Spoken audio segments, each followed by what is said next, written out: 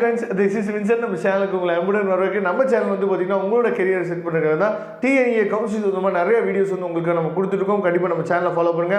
மறக்காம உங்க ஃப்ரெண்ட்ஸ்க்கு மேக்ஸிமம் நம்ம சேனலை பத்தி சொல்லுங்க. அது மட்டும் இல்லாம நம்ம சேனலோட வாட்ஸ்அப் குரூப்ல கண்டிப்பா நீங்க ஜாயின் பண்ணுங்க. வாட்ஸ்அப் குரூப்போட லிங்க் வந்து டிஸ்கிரிப்ஷன் பாக்ஸ்ல இருக்கு. ஓகே फ्रेंड्स, அதாவது நம்ம வந்து நேத்துக்கு வீடியோல தான் பார்த்தோம் ரவுண்ட் 1ல யாரெல்லாம் வரதுக்கு வாய்ப்பு இருக்கு, ரவுண்ட் 2ல யாரெல்லாம் வரதுக்கு வாய்ப்பு இருக்கு, ரவுண்ட் 3ல யாரெல்லாம் வரதுக்கு வாய்ப்பு இருக்கு. அதே மாதிரி இந்த வருஷம் எவ்வளவு அப்ளிகேஷன்ஸ் வந்து இது வரைக்கும் வந்திருக்கு, அப்போ எவ்வளவு காம்படிஷன் இருக்கும் அப்படின்னு சொல்லி நம்ம என்ன பண்ணுவோம் பார்த்தீங்கன்னா பார்த்தோம். அப்போ இந்த வீடியோவில் நம்ம என்ன பண்ண போகிறோம் அப்படின்னா, நீங்கள் ரவுண்ட் 1க்குள்ளே வந்துட்டீங்க அப்படின்னா என்ன பண்ணலாம் என்ன பண்ணக்கூடாது, ரவுண்ட் 2ல் வந்துட்டிங்கன்னா என்ன பண்ணலாம் என்ன பண்ணக்கூடாது, ரவுண்ட் 3ல் வந்துட்டீங்க அப்படின்னா என்ன பண்ணலாம் என்ன பண்ணக்கூடாது அப்படின்னு சொல்லிட்டு தெளிவாக நம்ம பேச போகிறோம். அதனால இந்த வீடியோவை ஸ்கிப் பண்ணாமல் லாஸ்ட் வரைக்கும் நீங்கள் கேளுங்க. இன்னமும் நம்ம சேனலை சப்ஸ்கிரைப் பண்ணலாம், சப்ஸ்கிரைப் பண்ணுங்கள். உங்கள் ஃப்ரெண்ட்ஸுக்கு மேக்ஸிமம் நீங்கள் என்ன பண்ணுறது பார்த்தா ஷேர் பண்ணுங்கள். இந்த வீடியோவை நீங்கள் ஷேர் பண்ணிங்கன்னா இல்லையோ நம்ம சொல்லக்கூடிய அந்த கான்செப்டாவது என்னன்னு சொல்லி பார்த்தீங்கன்னா உங்கள் ஃப்ரெண்ட்ஸுக்கு என்ன பண்ணுங்கள் ஷேர் பண்ணுங்கள். ஓகே, அதாவது இன்னைக்கு நம்ம பார்க்க போகிற வீடியோ அதாவது ரொம்ப ரொம்ப முக்கியமான வீடியோ. என்னன்னா ரவுண்ட் 1க்குள்ளே வந்துட்டோம் அப்படின்னா பசங்களுக்கு என்ன ஆயிடுது அப்படின்னா ரொம்ப அசால்ட் ஆயிடும். நம்ம ரவுண்ட் 1க்குள்ளே வந்துட்டோம், நம்ம போடக்கூடிய சாய்ஸ் ஃபில்லிங் தான் ஈஸியாக நமக்கு என்ன வச்சுக்கோங்க காலேஜ் கிடச்சிரும் அப்படிங்கிற ஒரு தவறான ஒரு கண்ணோட்டத்துக்கு பசங்க வந்துடுறாங்க. நல்லா நீங்கள் கவனிச்சுங்க, 195க்கு மேலே எடுத்த ஸ்டூடெண்ட்ஸு கூட நாட் அலாட்டட் அப்படின்னு சொல்லி என்னன்னு பார்த்தீங்கன்னா கவுன்சிலிங்கில் வந்திருக்கு. காலேஜே கிடைக்காம நாட் என்ன சார் சொல்கிறீங்க 195க்கு நாட் அலாட்டட் எப்படி சார் நாட் அலாட்டட் வரும் அப்படின்னு சொல்லி கேட்டிங்கன்னா, அதாவது கொஞ்சம் ஏன்னா இப்போ இருக்க பசங்க எல்லா பேருமே எனக்கு எல்லாமே தெரிஞ்சிருக்கு. உடனே ஒரு காலேஜை சொன்ன உடனே அங்கே போய் என்ன பண்ணுறாங்கன்னு சொல்லி பார்த்தீங்கன்னா நம்மளோட TNEA வெப்சைட்டில் போய் க்ளோசிங் கட் ஆஃபை பார்த்துட்டு என்ன சார் க்ளோசிங் கட் ஆஃப் வந்து இவ்வளோ தான் போயிருக்கு அப்படின்னு சொல்லி சொல்கிற அளவுக்கு பசங்களுக்கு வந்து எல்லாமே தெரியுதுன்னு நினச்சிக்கிறாங்க. க்ளோசிங் கட் ஆஃப்னா என்ன அப்படிங்கிறது வந்து பார்த்தீங்கன்னா கடைசியாக அந்த பசங்களுக்கு என்னன்னு சொல்லி பார்த்தீங்கன்னா இந்த கட் ஆஃபுக்கு கிடைச்சிருக்கு. அப்போ ஃபஸ்ட்டு சூஸ் பண்ண பையன் வந்து எந்த கட் ஆஃப் எடுத்துருக்கான்னு உங்களுக்கு தெரியுமா? அது தெரியாது. இது நிறைய பேர் க்ளோசிங் கட் ஆஃபை பற்றி ஒரு தெளிவான புரிதல் இல்லாமல் என்ன பண்ணுறது பார்த்தா தெரிஞ்சுக்கிறீங்க. இப்போ 195 கட் ஆஃப் எடுத்த பையனுக்கு ஏன் வந்து நாட் அலாட்டட் வருது அப்படின்னா சாய்ஸ் ஃபில்லிங் வந்து ஒழுங்காக கொடுக்க தெரியாமல் ஒரு செலக்டடாக எனக்கு இந்த காலேஜ் மட்டும் போதும் நான் தான் 195 வச்சுருக்கேனே அப்படின்னு சொல்லிட்டு என்ன பண்ணுறதுன்னு சொல்லி பார்த்தீங்கன்னா ஒரு 6 காலேஜ் 7 காலேஜை மட்டும் என்னன்னு சொல்லி பார்த்தீங்கன்னா செலக்டடாக கொடுத்துட்டு விட்டுறது. இப்படியெல்லாம் நீங்கள் பண்ணீங்க அப்படின்னா என்ன ஆகும்னு சொல்லி பார்த்தீங்கன்னா நாட் அலாட்டட் வந்துடும். ஏன்னா அந்த 6-7 காலேஜுக்கு முன்னாடியே அதாவது அந்த உங்களோட பெஸ்ட்டாக கட் ஆஃப் எடுத்த பசங்க அந்த 7 காலேஜையும் சாய்ஸ் ஃபில்லிங்கில் கொடுத்துருந்தாங்கன்னா அவங்களுக்கு போயிடும், உங்களுக்கு நாட் அலாட்டட் தான் வரும். சரியா, நாட் அலாட்டட் வந்துருச்சுன்னா ஒரே ஒரு ஆப்ஷன் தான் வரும், மூவிங் அப்வர்ட் நீங்கள் கொடுக்கலாம். அப்படி இல்லைன்னா நீங்கள் அடுத்த கவுன்சிலிங் தான் நீங்கள் போகணும். இந்த மாதிரி தான் நினச்சி பார்த்தீங்கன்னா நடந்துடும். சரியா, அதனால சாய்ஸ் ஃபில்லிங் வந்து பார்த்தீங்க அப்படின்னா சும்மா பேருக்கு சாய்ஸ் ஃபில்லிங் வந்து நீங்கள் கொடுக்காதீங்க. சாய்ஸ் ஃபில்லிங் வந்து பார்த்தீங்கன்னா ஒரு ஆர்ட், அது வந்து ஒரு கலை மாதிரி. சரியா, அதாவது கொஞ்சம் இப்போ இந்த ஃபர்ஸ்ட் ரவுண்ட்லேயே பார்டரில் வராங்க பார்த்தீங்களா 179 178 இல்லை அந்த பார்டரில் வரக்கூடிய பையன் எடுக்கக்கூடிய நல்ல காலேஜை கூட சாய்ஸ் ஃபில்லிங் கொடுக்க தெரியல அப்படின்னா நீங்கள் 199 எடுத்தும் பிரயோஜனம் இல்லை. இதை நீங்கள் தெளிவாக நீங்கள் புரிஞ்சுக்கணும். அப்போ நான் வரக்கூடிய நாட்களில் நிறைய சாய்ஸ் ஃபில்லிங் ட்ரிக்ஸ் வந்து நம்ம என்ன பண்ணி பார்த்தா வீடியோ வந்து அப்லோட் பண்ணுவோம், அதை நீங்கள் ஃபாலோ பண்ணுங்கள். சாய்ஸ் ஃபில்லிங் கொடுக்கறதுக்கு லிமிட்டே இல்லை, நோ லிமிட். சரியா, நீங்கள் எவ்வளோ காலேஜஸ் வேணால் நீங்கள் சாய்ஸ் ஃபில்லிங்கில் கொடுக்கலாம். சரியா, நான் அடுத்த வீடியோவில் கூட உங்களுக்காக நான் அப்லோட் பண்ணுறேன். லாஸ்ட் இயரில் ஒரு பையன் வந்து 3000 சாய்ஸ் ஃபில்லிங் வச்சுருந்தார். எப்படி சார் 3000 சாய்ஸ் ஃபில்லிங்கா? அதாவது ஒரே காலேஜில் வந்து பார்த்தீங்க அப்படின்னா அதில் இருக்க எல்லா பிரான்ச்சுமே கொடுக்குறது. இதே மாதிரி எல்லா பிரான்ச்சுமே கொடுத்து நீங்கள் சொன்னால் நம்ப மாட்டீங்க. நான் அடுத்த வீடியோ என்ன பண்ணுறது பார்த்தீங்கன்னா இதை நான் கண்டிப்பாக நான் அப்லோட் பண்ணுறேன். அதை நீங்கள் பார்த்தீங்க அப்படின்னா புரிஞ்சுக்கலாம். சரியா, அதனால் சாய்ஸ் ஃபில்லிங்க்கு வந்து எந்த லிமிட்டுமே கிடையாது. இதை ஃபஸ்ட் ரவுண்டில் வர ஸ்டூடெண்ட்ஸ் வந்து புரிஞ்சுக்கணும். செலக்டடாக ஒரு சில காலேஜஸை மட்டும் கொடுத்துட்டு விட்டுறாதீங்க, தயவு செய்து விட்டுறாதீங்க.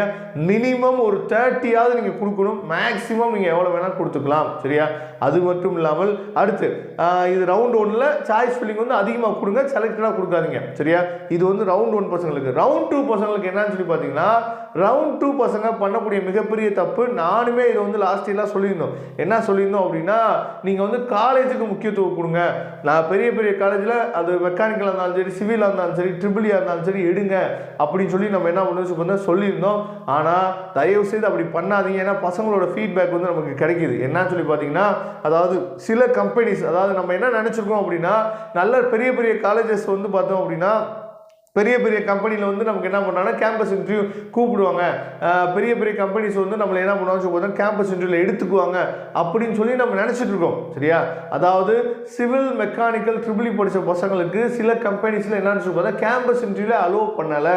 இதை நீங்கள் தெளிவாக நீங்கள் புரிஞ்சுக்கணும். ஏன்னா நிறையா பசங்க வந்து பார்த்தீங்கன்னா இப்போ கோர் கம்பெனிக்கு போகணும், இல்லை எம்என்சிக்கு நான் போகணும் அப்படின்னு சொல்லிட்டு நினச்சிட்டு தான் என்ன பண்ணுறான்னு சொல்லி பார்த்தீங்கன்னா பெரிய பெரிய காலேஜில் போய் என்ன பண்ணுறேன்னா மெக்கானிக்கலோ சிவிலோ வந்து ட்ரிபிளியோ எடுக்கிறது இல்லை.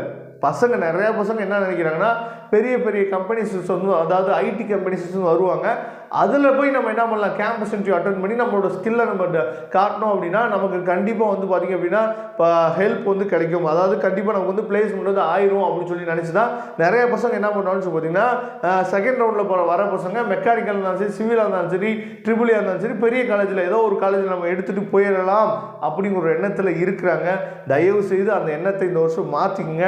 உங்களுக்கு அந்த கோர்ஸில் சரியா நீங்கள் என்ன கோர்ஸ் செலக்ட் பண்ணுறீங்களோ அதில் இன்ட்ரெஸ்ட் இருந்தால் மட்டுமே நீங்கள் என்ன பண்ணுங்கன்னு பார்த்தீங்கன்னா அதை நீங்கள் செலக்ட் பண்ணுங்கள். மெக்கானிக்கல் மேலே இன்ட்ரெஸ்ட்டே இல்லை, மெக்கானிக்கல் எடுக்கிற பசங்களாம் நல்லபடியாக மேக்ஸ் வந்து போடுறதுக்கு நீங்கள் என்ன பண்ணுன்னு பார்த்தா ரெடியாக இருக்கணும். ஏன்னா மேக்ஸ் பேப்பரே வந்து பார்த்தீங்கன்னா கிட்டத்தட்ட ஒரு 6 செமஸ்டர் கிட்ட மேக்ஸ் பேப்பர் வரும். இதெல்லாம் தெளிவாக நீங்கள் என்ன பண்ணு தெரிஞ்சுக்கணும் முன்னாடியே. சரியா? அதனால் தெளிவாக நீங்கள் புரிஞ்சுக்கங்க. அதனால் கோர்ஸுக்கு முக்கியத்துவம் கொடுங்க. நான் வந்து சிவில் ட்ரிபிள் மெக்கானிக்கல் எடுக்க வேணாம்னு நான் சொல்லவே இல்லை. அது மேலே இன்ட்ரெஸ்ட் இருந்தால் எடுங்க. அதை விட்டுட்டு நான் பெரிய காலேஜில் படித்தா போதும் அப்படிங்கிற ஒரு காரணத்துக்காக நீங்கள் எடுக்கக்கூடாது. இதை நீங்கள் தெளிவாக நீங்கள் புரிஞ்சுங்க. Next round 3. ரவுண்ட் 3ல் வர பசங்க வந்து பார்த்தீங்க அப்படின்னா நல்லபடியாக சாய்ஸ், அதாவது உங்களுக்கு வந்து ரவுண்ட் 2 முடிஞ்சோடனே எப்பயுமே வேக்கன்சி லிஸ்ட் வந்து வெளியிடுவாங்க. சரியா? உங்களுக்கு என்னென்ன வேக்கன்சி இருக்குது அப்படின்ட்டு அந்த வேக்கன்சி லிஸ்ட் வெளியிடும் போதே ஒழுங்காக உட்காந்து நீங்கள் என்ன பண்ணு பார்த்தீங்கன்னா அனலைஸ் பண்ணி ஒரு சாய்ஸ் லிஸ்ட்டை நீங்கள் ரெடி பண்ணணும். ரெடி பண்ணிவிட்டு நீங்கள் என்ன பண்ண போகிறீங்க அப்படின்னா அதாவது இந்த காலேஜில் எனக்கு இந்த கோர்ஸ் இருக்குது, இந்த காலேஜில் இந்த கோர்ஸ் இருக்குது. அப்போ ஃபஸ்ட்டு நீங்கள் என்ன பண்ணு பார்த்தீங்கன்னா என்ன கோர்ஸ் படிக்க போகிறீங்க அப்படிங்கிறத முடிவு பண்ணிவிட்டு ஒருவேளை கோர்ஸுக்கு நீங்கள் முக்கியத்துவம் கொடுக்கலாம், இல்லைன்னா காலேஜுக்கு நீங்கள் முக்கியத்துவம் கொடுக்கலாம். ஏன்னா ரவுண்ட் 3ல் வந்து பார்த்தீங்க அப்படின்னா பெரிய பெரிய காலேஜஸில் நான் ஏற்கனவே சொல்லியிருக்க மாதிரி உங்களுக்கு வேக்கன்சி லிஸ்ட் வந்து நம்ம வெளியிட்டிருப்போம். சரியா? அந்த வேக்கன்சி லிஸ்ட்டை நீங்கள் பார்த்தீங்கன்னா உங்களுக்கே தெரியும். அதாவது சில கம்யூனிட்டிக்கு மட்டும்தான், அதாவது எஸ்சி, எஸ்சிஏ, எஸ்டி இந்த கேட்டகரியில் மட்டும்தான் பெரிய பெரிய காலேஜஸில் வந்து அது ஒரு சீட்டோ 2 சீட்டோ இப்படி தான் இருக்கும்.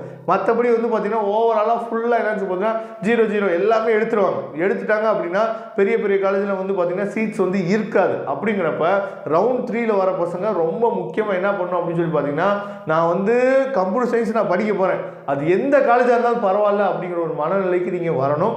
இல்லைன்னா நான் வந்து இசிஇ பண்ண போகிறேன், அது எந்த காலேஜாக இருந்தாலும் பரவாயில்ல அப்படிங்கிற ஒரு மனநிலைக்கு நீங்கள் வந்துடணும்.